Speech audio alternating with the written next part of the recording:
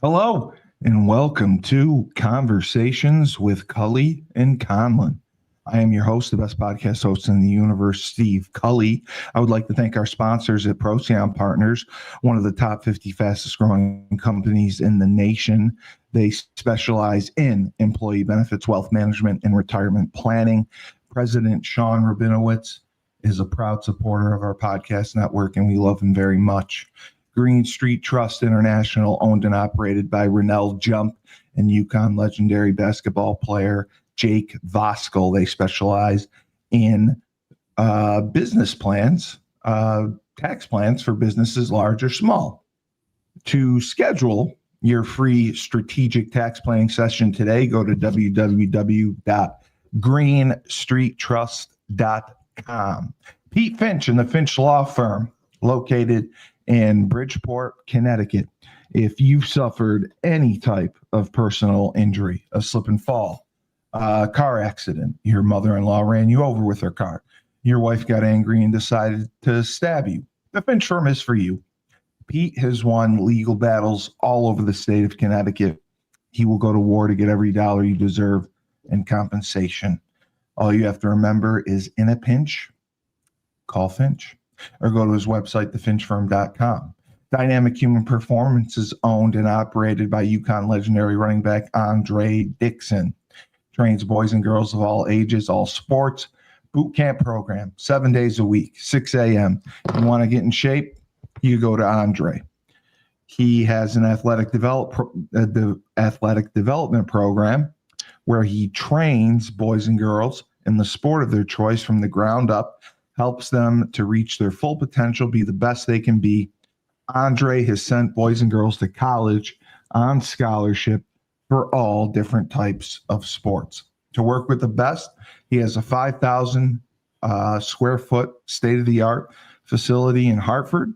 Go to www.dynamichumanperformance.com. Down south, we have Julius Williams and the Trench Mob. Julius is in Decatur, Georgia. Him and his team train offensive and defensive linemen. They compete in tournaments as well as college showcase camps. Proud to say they were undefeated in every tournament they competed in, and every college showcase camp attended. A member of the Trench Mob was offered a scholarship. So every camp they went to, somebody left with a full ride. They are the best of the best, and they have sent kids to Florida, Florida State, Miami, Tennessee, Clemson, Georgia, Alabama, just to name a few. So if you want to work with the best, go to www.battleofthetrenches.com and work with Julius and his team. James Whitfield of Luther James Insurance. He has spent the last 3 years of his life dedicating himself to learning the art of financial planning. He specializes in insurance policies, mainly life insurance. He will save you a boatload of money and do so tax-free. He also focuses on retirement planning because he understands the stress that comes with it. Do I have enough money? How long is it going to last? Are we going to make it? Because fear of the unknown is real. Go to his website, lutherjamesinsurance.com. Now for the lady of the hour, UConn legendary women's basketball player and current Western Connecticut State University head coach, the lovely, the charming Maria Conlon. So great to see you. Happy Tuesday. Yes, it is a happy Tuesday. How was your weekend? Oh my God. My weekend was a whirlwind, an absolute whirlwind. Nobody knew where anything was as far as Coach Baylock's tailgate. And then they had a reunion for the 95 team. So trying to find parking and get access to that was very difficult. The parking attendants had no idea what was going on. We eventually found it. And it was amazing. I got to meet Schumann for the first time in person. We took some nice pictures. I got my award from Kevin Freeman, which I'm very proud of. I got the Spotlight Award from the National Sea Club. There's going to be a big write-up and article in their newsletter in the UConn magazine, which I absolutely do not deserve, but that was kind of them to do that. I was able to sit with Terry, Uwe, Chris Bellamy, and his cousins in their suite. Mike Burton came down and did his interview for the documentary. He was outstanding. I mean, he was so great to me. And then Friday night, I made a slight miscalculation. I ended up going out with Brian Kozlowski and Robert Belcourt. Are you familiar with either of those names? No. So Brian Kozlowski is a legendary UConn player. He has an award named after him. They give it out at the football banquet. He played 15 years in the NFL. And I did a couple podcasts with him. He's really good friends with Robert Belcourt. I've done podcasts with him as well. They both sell insurance, just different types, but they're best friends. And I didn't even know this. Kozlowski is from Rochester, which is a couple hours away from me. And he and Belcourt hadn't seen each other in 13 years. So they invite me to come out in Hartford. I just think, they had a big dinner as a group, and they're going to have a drink and go to bed. And boy, was I mistaken. I ended up drinking quite a bit of whiskey. And then it was fun getting up the next morning to try to get to this tailgate at 9 a.m., which nobody showed up for on time. And I'm rushing to try to get there to make sure that we're on time. Nobody was on time. It was fun seeing Bev Sims. Love Bev. She was our CPIA counselor. She's 81 years young, and she doesn't look like she's aged a bit. And then obviously Coach Baylock, unbelievable. He's got a memory of an elephant, and he was in all his glory. He loved seeing the alumni, loved telling stories, and really it was a good event for him. And they did a nice job. They honored the 95 team. They had the captains come out, and they had on the third unit of the suites, they had a private area where everyone got to sit and watch the game. So it was a long day for me. It was a lot of walking. It was a lot of filming. But you want to know the funniest part, Maria?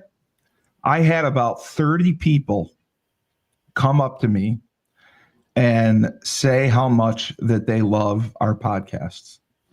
Nice. That's great. Random people that I didn't know came out and introduced, just pulled me aside, introduced themselves, and said that they love all the stuff we do. They love your show. They love the show with Joe. Dave and I mean, they just think we do a great job, and they were so appreciative. And just to have that many people that you don't know randomly grab you and say, "Hey, I watch your shows every week, and you guys do such a great job, and you're entertaining, and you provide great information," and they watch us. So that was rewarding. How was your Halloween? Halloween was good. It was pretty low key. Rough weather. It was cold. It was definitely Yeah, it was. cold. We took the kids on the golf cart and just kind of went around the neighborhood. There's a lot of people out by us. It's Yeah. actually a neat little area for trick or treat. Yes. Yes. I wish I should have drove down there and went on. You know what? Yeah, In hindsight, I wish I had done that. yeah. It was fun. And it was just chill And then we had, you had the Coast Guard yep. game We Saturday, had a right? scrimmage on Saturday. Went well. Yeah.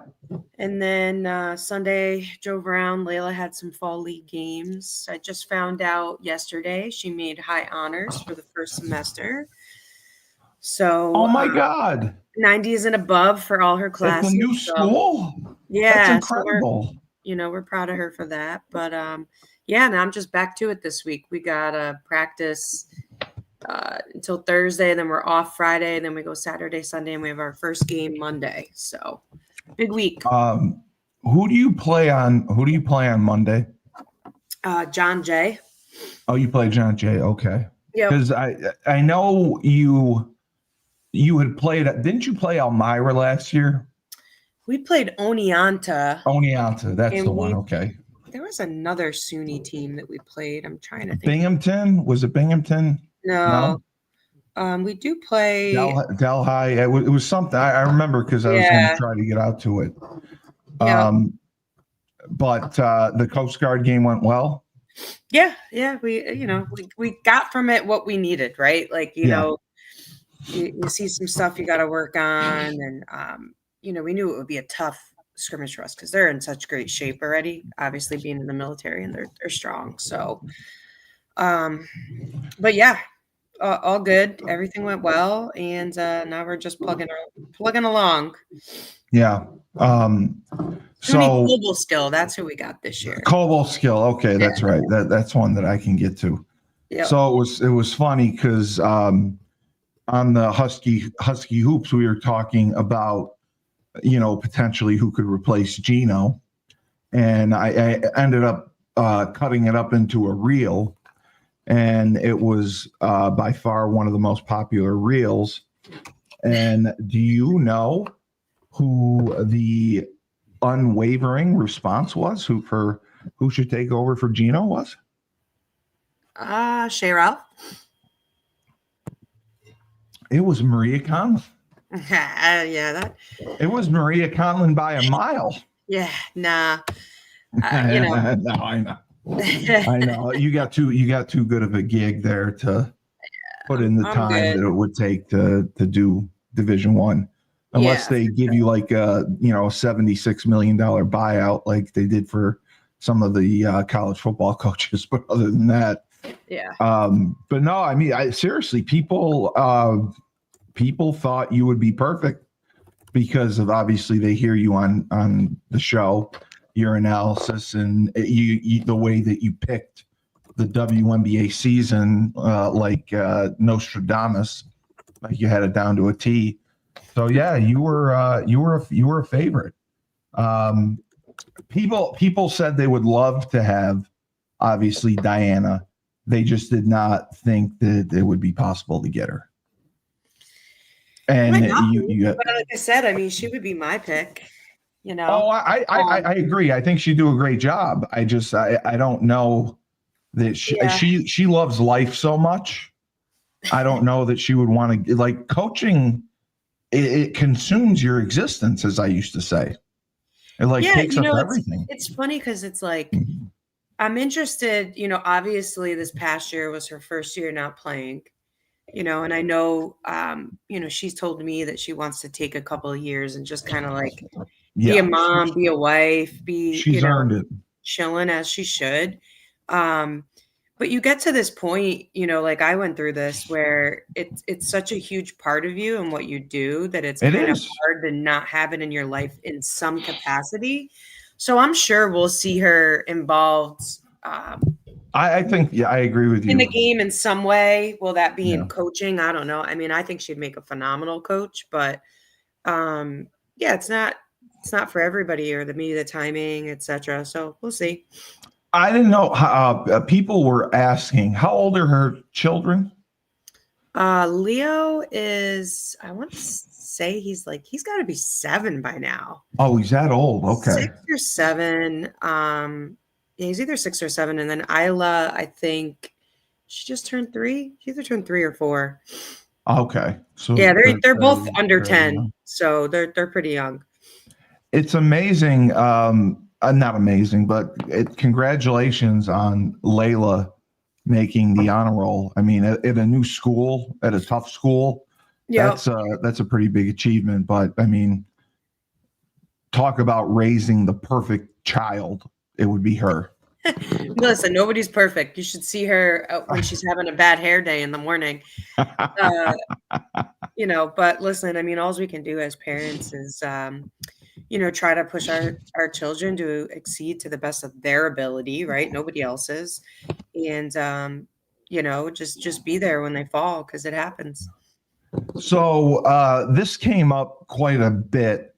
The WNBA gave the Players Association another 30 days to try to come to some sort of agreement. They've been negotiating all along, and everything that I've been reading is it's not going to happen, and they're not they think the league is not operating with a sense of urgency to get this done. They think that they can obviously wait out the players, and the players will come begging back to them, please, just can we play? Please pay us, and let's get the game started. And I don't think that that's going to happen at all. And last night we did our little political show, and we were talking about the same thing with the government shutdown. And it seems like just both sides are dug in with, their core values that they want, which is the salary increase and, more of the profit share. And the way that the WNBA is proposing it is to raise it, obviously, based on whatever the profit is that year. But from what I read, the raise isn't that significant from year to year, depending on how much they profit. Like they would have to profit significantly in 1 year to get the pay raise that they want. So that's what's kind of confusing to me. And I think part of it, right? Because I've read I've tried to dig in a little bit more on this and the ins and outs. And they don't release a ton of information, so it's tough for the public to really understand. But, originally in 2020, when they, came up with it, there was wording in there that was like, okay, here's our target mark of revenue, right? Correct. Let's just say that's $1 million, just for round numbers sake, right? If we hit that target and go above, it was supposed to be like a 17.5 payout to the pool, the players, etc. Correct. Problem is that target wasn't reached, right? So, it's tough because obviously now with some of the media deals and TV stuff that they've got, they can hit that, right, from a profit margin maybe, but that's not revenue and ticket sales and all that other stuff. So all those other factors come in. But I don't know. I mean, I knew that they wouldn't come to an agreement, by November 1st. That was just never going to happen. And, to your point, I do think that both sides, I don't want to say like people are being stubborn, because I don't think that's it. Like, it's like, you believe what you believe and I believe what I believe, and I don't want to budge, and I think it's like you see in politics where you just need some bipartisan views with some people that can come together and rally enough people from both sides to come to an agreement. And I just don't know. Like the craziest thing that I saw the other day, which just made me chuckle, was like Angel Reese tweeted, like, we ain't playing unless we get NBA money. Oh, Angel Reese. You know what? Pay her. Let's give her the NBA money. And I'm like, oh boy, come on she now. really posted that. Yeah, I mean, it's just like, you know, and I think that's what's frustrating for like people who have a little bit of an idea of like what's going on is like, Come on, it's such Angel. an outlandish comment. Like, Come on. that's not going to happen. Not anytime soon. I mean, I hope it happens in my lifetime. But Yeah. no, I mean, you know, it's just I can't believe it's she just not posted that. possible. So like the way I view it is like, all right, Angel, you're just never going to play basketball again then because that's not going to happen. So, you know, what do we say? Yeah. I'm not going to play unless I make the same amount of money as LeBron James. Like, get out of here. So, you know, we'll see. They got the 30 days. So what is it? November 30th, I think is the next deadline. And like the weird part too is that like listen, if it goes to a lockout, the players don't have access to the facilities. To the facilities, correct. They're not really supposed to have any communication with the coaches and the staff. None. So, None. you know, you're kind of at like what do you do? You're right. you're And I'm not blind. saying Yeah. people don't have options or whatever, but you know, if you're living in LA and that's where you're playing and you want access to, you know, the trainers and the strength and conditioning and the gym, etc., like you go into a lockout, you don't get any of that. So there's got to be something or someone somewhere that helps them kind of like just find a common ground and get through this. So our friend Chris D has two questions. Mm-hmm. He wants to know, in the great Maria Conlon's opinion, what is the biggest issue keeping the sides apart right now, would you say?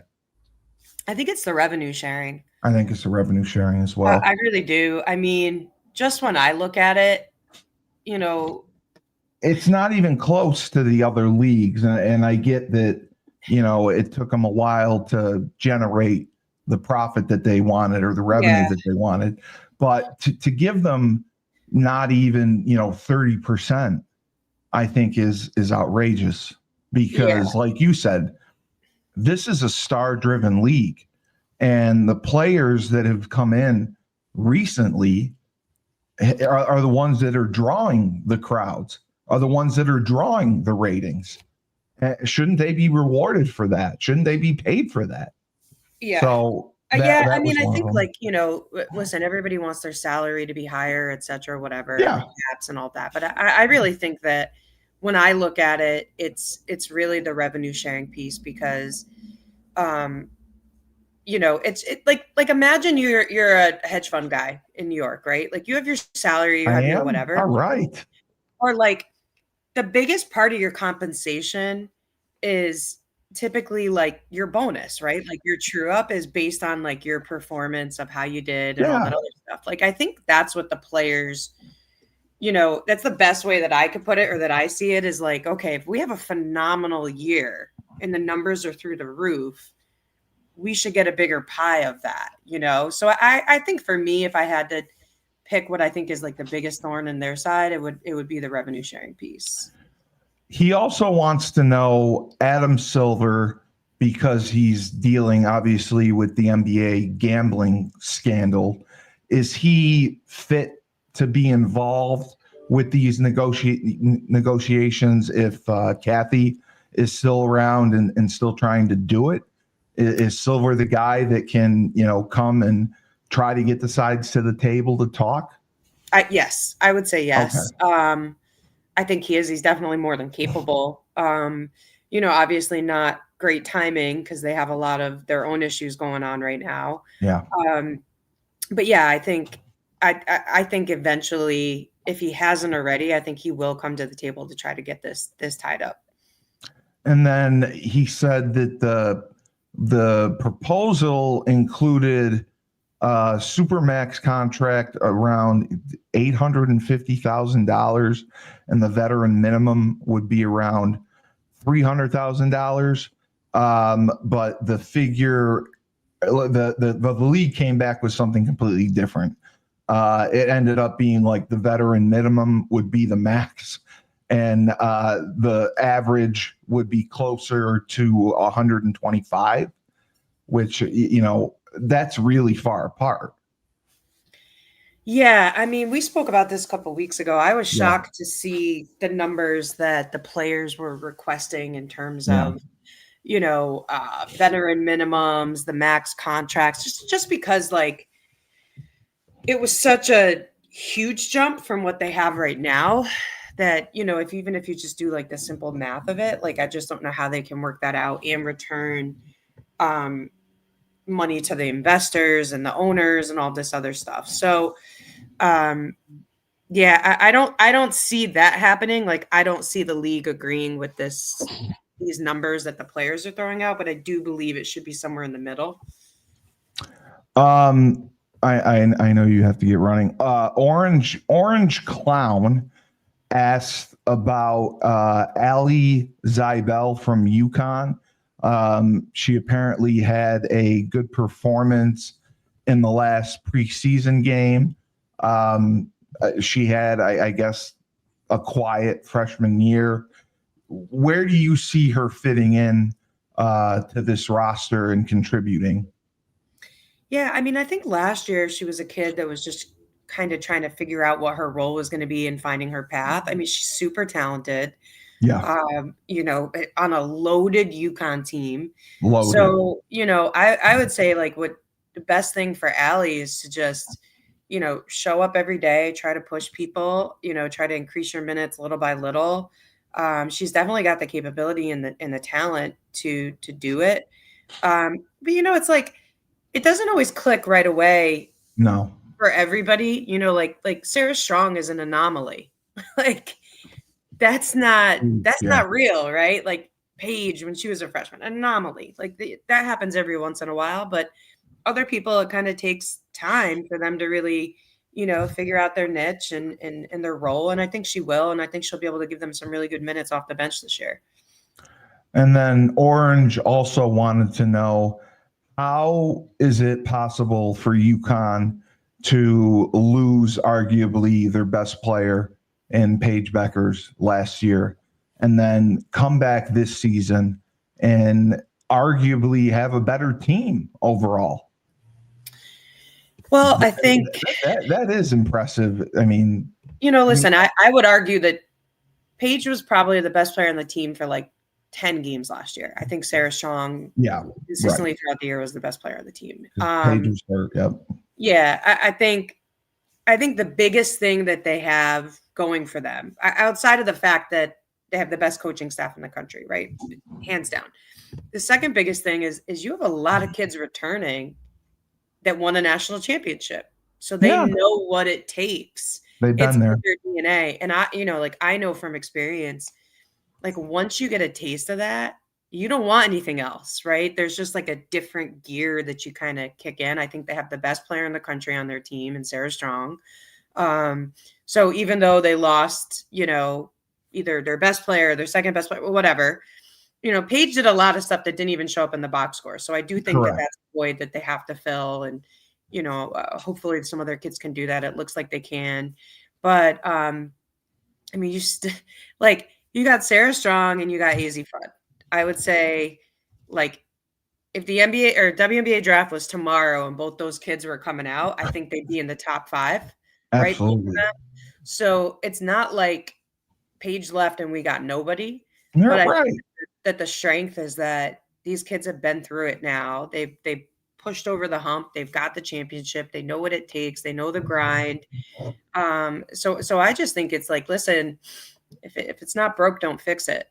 Like, so long as they stay healthy and they And I listen to love how you always all year preface it with long, that. like they're going to have an opportunity at the end of the year to play for a national championship. I have no doubt in that at all.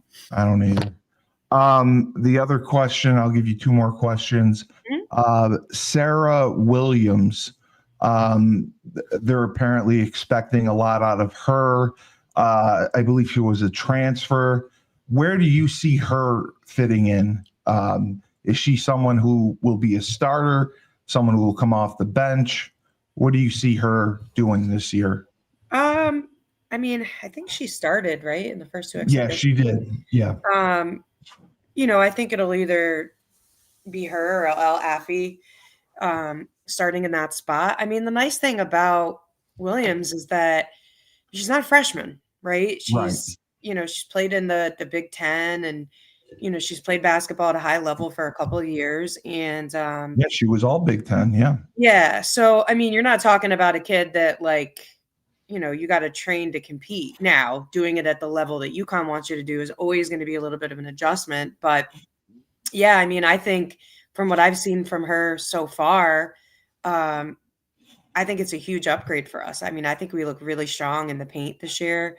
Something that we maybe necessarily didn't have outside of Sarah, which is not Yeah. really like a Which is not her place, but she yeah. Well, played. I mean, listen, she could play anything. That's why she's Yeah. so special. But yeah, I think it's nice that we'll have a couple of options in the post this year, and I suspect that she'll start and play great. And the last question, this is from Joe D. He wanted to know your prediction for the Louisville game tonight. Do you think they'll UConn by just come 25. out and they're going to roll them? Yeah. UConn by 25. That's what I thought as well. Okay. So I know you have to go for a call, but thank you so much for clearing that up. Hopefully the CBA gets agreed upon and the lockout does not happen. Hopefully the government shutdown ends soon and everything can get back to normal. Ned Von Young, Fresh Fold Laundry Co., Chapel Hill, North Carolina, high-end laundry service. You book online, you put your laundry out, they pick it up, wash, dry, fold it, land speed records. They have online subscription model, weekly or bi-weekly. Check out their website, myfreshfold-laundry.com, to see all their services. So for the great Maria Conlon, UConn legendary women's basketball player, current head coach of the Western Connecticut State University Wolves, I'm Steve Cully, the best podcast host in the universe. Remember, when life gives you lemons, don't make lemonade. Take 2 oranges, throw them right back at life.